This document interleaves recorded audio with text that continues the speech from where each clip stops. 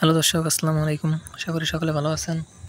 তো দর্শক, দেখতেই পাচ্ছেন কীভাবে রাস্তার পাশ দিয়ে এই কচু গাছগুলো চাষ করা হয়েছে। তো দর্শক, আপনারা চাইলে এখান থেকে আপনাদের বাড়ির পাশ দিয়ে বা আপনার রাস্তার পাশ দিয়ে এই কচু গাছগুলো চাষ করতে পারেন। তো দর্শক, এই কচুগুলো কিন্তু প্রচুর পরিমাণে উপকারিতা।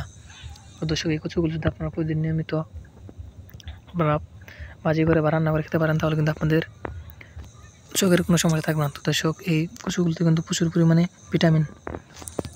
তো দর্শক, আমাদের কৃষক ভাইরা কিন্তু এই কচুগুলো চাষ করে থাকে। তো দর্শক, এই কচুগুলো কিন্তু বাজারে নিয়ে বিক্রি করা যায় এবং এই কচু থেকে কিন্তু প্রচুর পরিমাণে লতিগুলো খেতে থাকে।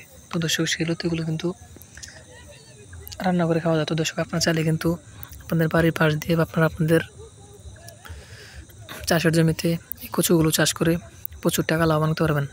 তো দর্শক, আমরা কিন্তু এই কচু গাছগুলো চাষ করে প্রচুর পরিমাণে লাভবান হয়েছি। পাশাপাশি আমাদের কৃষক ভাইয়েরা এই কচু গাছগুলো চাষ করে তারাও কিন্তু প্রচুর পরিমাণে লাভবান হয়েছে। দর্শক, আপনারা চাইলে কিন্তু খুব সহজেই এই কচু গাছগুলো চাষ করতে পারেন। তো দর্শক, দেখতে পাচ্ছেন কীভাবে এই কচু গাছগুলো চাষ করা হয়েছে।